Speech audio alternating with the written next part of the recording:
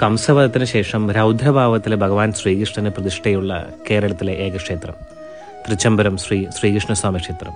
കണ്ണൂർ ജില്ലയിലെ തളിപ്പറമ്പിനടുത്താണ് ഈ ക്ഷേത്രം സ്ഥിതി ചെയ്യുന്നത്. മറ്റു ക്ഷേത്രങ്ങളിൽ നിന്ന് വ്യത്യസ്തമായി ഇവിടെ നിർമ്മാല്യ ദർശനം ശുഭകരമല്ല. രൗദ്രഭാവത്തിലുള്ള കൃഷ്ണനായതിനാൽ നട തുറക്കും മുമ്പേ തിടപ്പള്ളി തുറന്ന് നിവേദ്യം തയ്യാറാക്കണമെന്നാണ്. കയ്യിൽ നിവേദ്യവും പിടിച്ചാണ് മേൽശാന്തി നട തുറക്കുന്നത് തന്നെ. അഭിഷേകം കഴിഞ്ഞാൽ ഉടൻ തന്നെ നിവേദ്യം നൽകുകയും വേണം.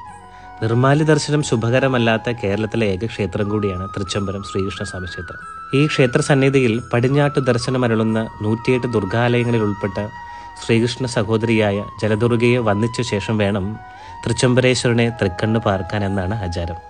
ഗുരുവായൂരപ്പന്റെ ആനപ്രേമം പ്രസിദ്ധമാണല്ലോ. എന്നാൽ ഇവിടെ നേരെ മറിച്ചാണ്. മഹാ ആനവിരോധിയാണ് തൃച്ചംബരേശ്വരൻ. അതിനു കാരണം ഇതാണ്.